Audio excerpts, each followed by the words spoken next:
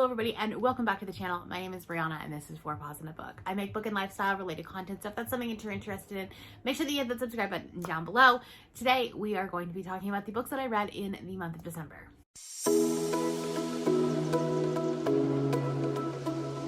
We're going to be taking a little bit of a pause on our end of year content, otherwise I will never get a December wrap up. So that's what we're going to do today. We're going to be talking about the books that I read in the month of December. I had a pretty good reading month, especially considering how busy we were both with work and just family in town and things like that. I still managed to read 13 books and I DNF'd another one. I read 4,320 pages, which is pretty good. Not my best by any stretch of the imagination. November I read over 6,000 pages, but that's still pretty good, right? Still pretty good. I read 2 contemporary books, 1 fantasy book, 1 nonfiction, and 1 sci-fi, and then 8 romances. A lot of that is because it was a lot of carryover from the Goodreads Choice Awards. Anything that I didn't finish in November, I read in December. And then also just like Christmas romances and stuff. That was the time for this. I read several Christmas romances and I had a lot of fun. I did not do a mid-month wrap-up in December, which I'm regretting now. And at the mid-month point, I didn't actually have as many books to talk about that hadn't already been in vlogs. So now I'm regretting it because now I have to talk about all of them. I am going to point you to several different vlogs throughout this if you want to hear my in-depth thoughts on these, just because if I do talk about all of these books in depth here today, it's going to be a really long video, plus you've already heard me talk about most of them, I would imagine. I read 2 ebooks, 3 books physically, and 8 books via audio. That's pretty standard for me. I read 12 books targeted at an adult audience and 1 targeted at a middle grade audience. This is the first month I did not read a single young adult book, and I don't know what that means. And then this is the interesting, weird stat. My ratings were weird this month. I had no 1, 1.5, or 2-star reads, which is great, but I had 2, 2.5, 2, 3, 2, 3.5, 2, 4, 2, 4.5, and 2, 5.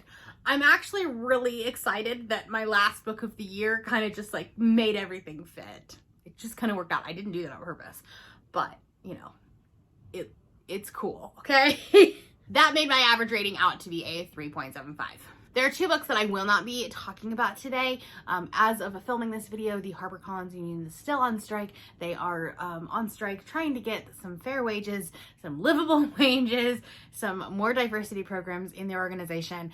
All great things that they should be. And so far, HarperCollins is just not coming to the table. They're really hoping that, you know, after the holidays and things like that, they will come to the table and they will start talking and like come to some sort of agreement. But I'm not reviewing any books, any like new books from them. I don't have anything on Goodreads saying that, like, you know, star rating or anything like that. Once the strike is over, I'll do a big haul and a wrap up of everything that I've read since the strike happened. But for now, it was Merry Little Meet Cute by Sierra Simone and Julie Murphy. I DNF'd this one, and you can hear me talk about it a little bit in the Rom-Comathon vlog. But the other one was Other Words for Home by Jasmine Warga. If you're new to my wrap-ups, when I do a mid-month wrap-up, I talk about those in chronological order. And then the end-of-month wrap-up, when I do all of my stats and things like that, that's when I will be talking about the books from the book that I liked the least to the book that I liked the most. I'm going to start with the book that I actually didn't rate, and that was A Very Krampus Holiday by Katie Robert.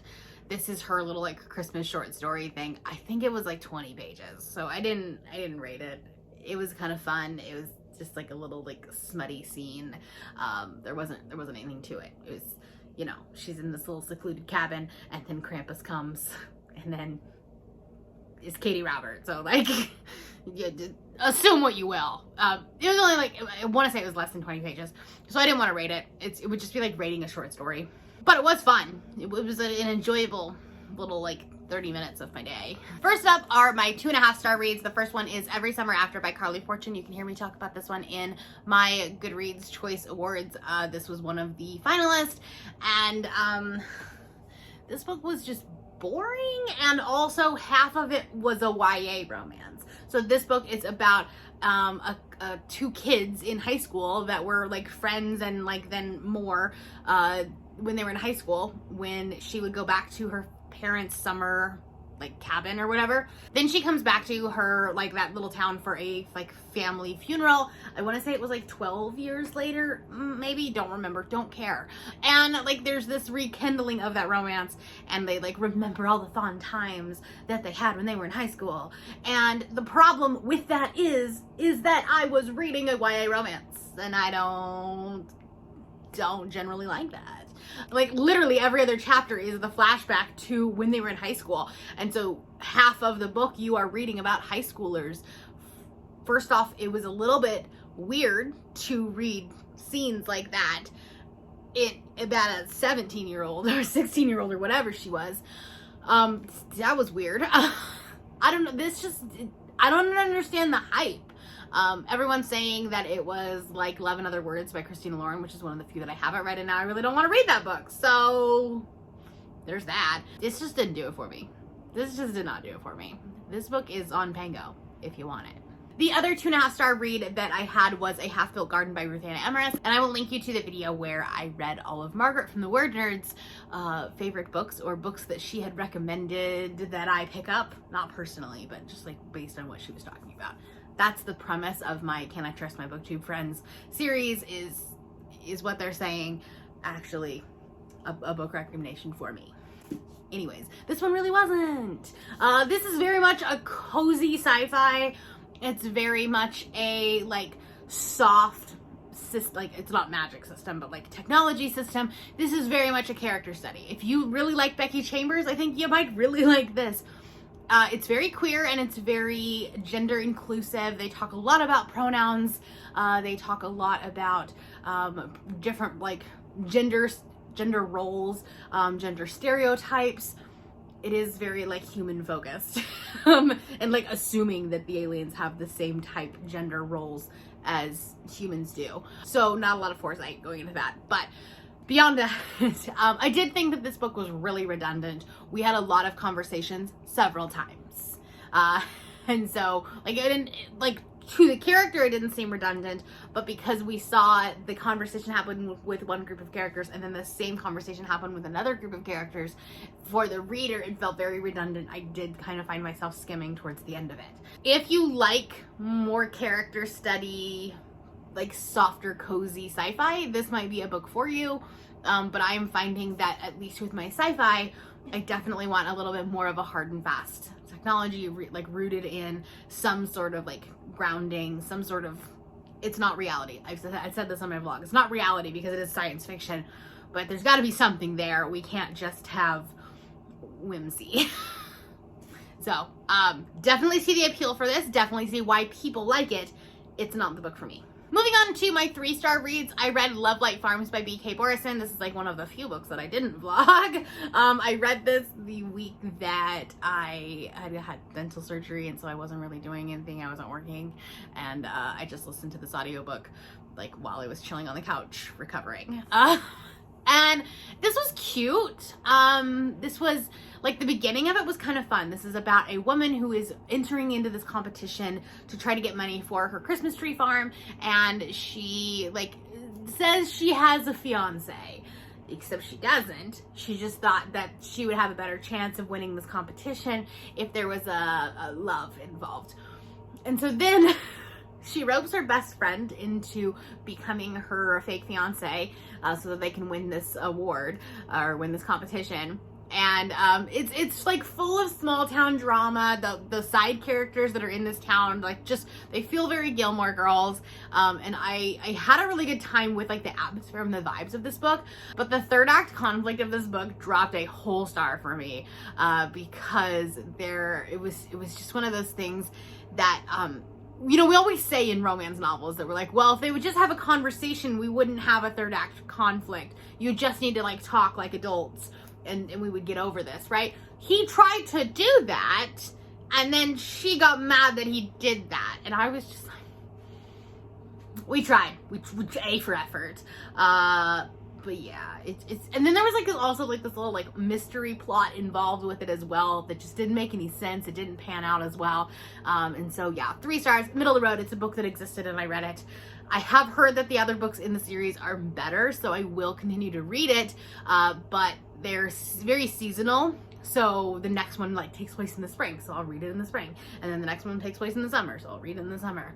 It's not a series that I necessarily want to like binge. The other 3-star book that I read this month was Such a Fun Age by Kylie Reed. This is another book that I read during the video where I read Margaret's Favorites. This is a literary fiction. I'm not a literary fiction girly. We have found that out in 2022, and I think that like 90% of any lit fic books will probably be on hold in the first quarter because I don't like them. They're not great. I mean, they're like objectively good, but like for me, I don't have a good time with them. This is a book about a Black woman who is a nanny or a babysitter for this well-to-do white family. And the book starts off by like she's in the grocery store at like later at night with the child, and the police stop her saying like, this isn't your child, you've kidnapped her, blah blah blah. It gets caught on film, and then she's just trying to figure out like how to go about dealing with that. And then on the flip side, the mother is trying to be this like performative ally, trying to like overcompensate for like the fact that had happened, and she's like just really trying to prove herself as an ally. And that was just, it was just cringy in a good way. Like the author did a good job with that.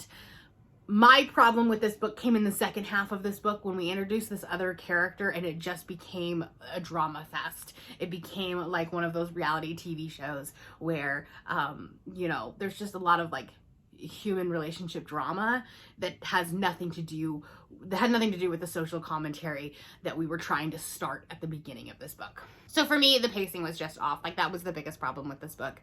It's a debut author, so it's not something that like I'll never read from Kylie Reed again, but this book it didn't work for me. Next up, I had 2 3.5-star reads. The first one is Terms and Conditions by Lauren Asher. This also was a book that I read for the Goodreads Choice Awards, so I'm not going to go into this quite like in depth, but this is a marriage of convenience trope. It is the second book in the Dreamland Billionaires series, so it's like this family of billionaires that essentially own this world's equivalent of Disneyland and like Disney Incorporated. In this book, he's about to become the CEO of the company, but there's a clause in his grandfather's will that says he can't take over as CEO until he's married and like has an heir or something like that. And then his fiance backs out at the last minute, and so his assistant steps in, and she's like, "No, I'm the fiance. Yeah, no, we're engaged." And so this is like this fake marriage / marriage of convenience. It was a good time. I had a lot of fun with it. The book is too long, for sure. Both of these books, the first one in this series, which I read in November, was also too long, but that kind of comes with the cost when it is a Kindle Unlimited romance, especially like, I mean, I think this one got picked up eventually, but it originally was Kindle Unlimited, and that's a problem with a lot of KU romances because they get paid by the page turn. So the longer the book, the more they get paid. It makes sense for them. Yay for winning at capitalism. But for me, this book was too long. I do really like the fake marriage trope, and the fact that like they were developing real feelings as they were fake married, and like trying to get the media to like believe them that they actually were, you know, in love and things like that, while like all in reality, like trying to fight the fact that they were falling in love. It was really cute. It's a fine book. I will read the third book in the series.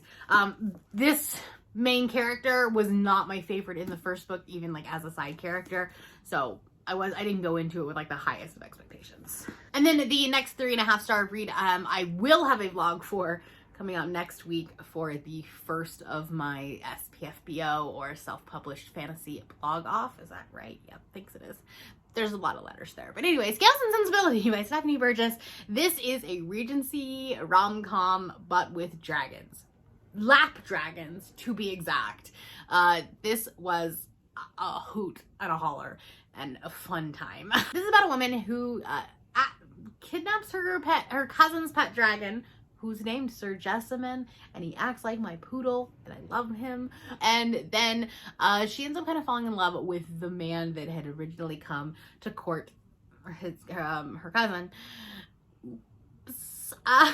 All of these characters are so dramatic. They're so over the top. It's very Austen-esque, but then obviously but throw in some dragons.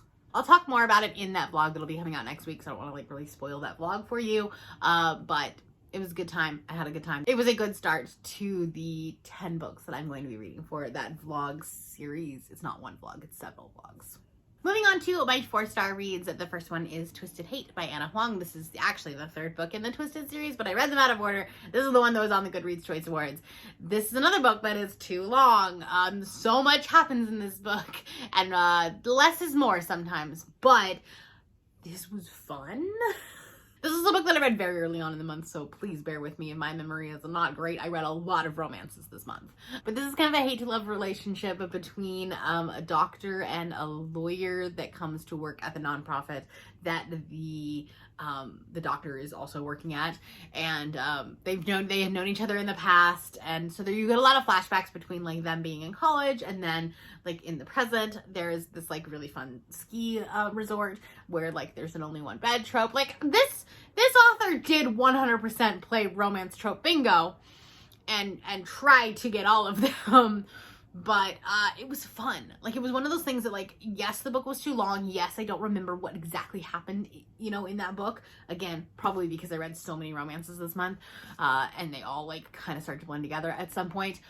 But, like, while I was reading it, I just remember, like, enjoying the ride. So, I will point you to that vlog where I actually, like, have live thoughts and reactions as I was reading it. I had a good time, and it was good enough that I bought the other books in the series. So, and then my other 4-star read was the last book that I read in 2022. It was a book that I finished last night, like literally at 11:30 last night. I'm like, am I staying awake because I still have an hour of this audiobook and not because I don't care about seeing the ball drop? Yes. Anyways, that was Snapped by Alexa Martin. This is probably my favorite of the 4 that I have read, and it was good, especially because it had a lot more of the football conversations that I really wanted out of the other book, the one that I read a couple months ago. This one is very much more so like in the world of football, not necessarily the world of like the personal drama.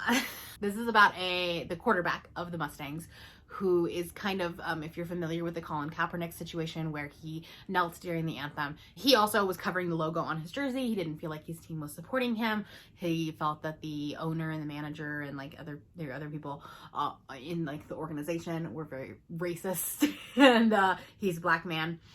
And there's a lot of conversation about race in the NFL, and it is not something that you necessarily as a spectator, which like I am, you really think about, but like specifically because he is a black quarterback, which is not seen as much, and like there's these racist connotations to the fact that like the quarterback has to be the person that is like the smartest on the team, and this really challenges that, and it really challenges some of the racist connotations and like assumptions that people have had about the NFL for so long, even though like they're subconscious or completely unconscious. It's not something that like I would have ever put 2 and 2 together of, you know, that's why most quarterbacks in the league are white. But now that you think about it, you go back and like think about who is playing starting quarterback for all of the teams. There's a lot of white guys.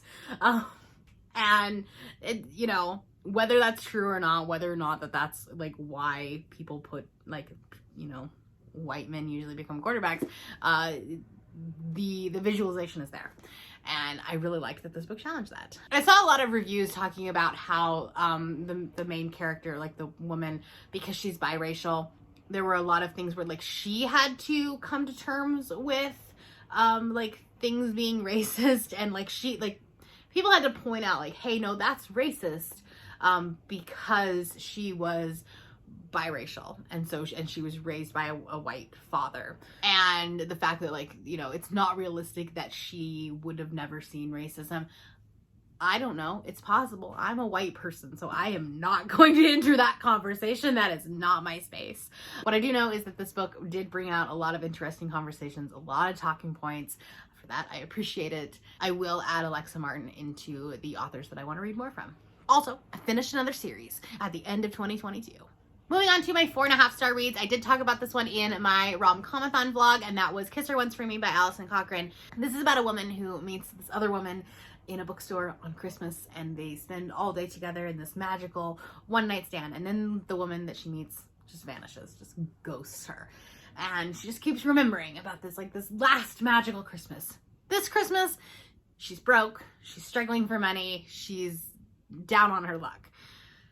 Then she meets what she finds out is the owner of the building that she works in, like the owner of the coffee shop.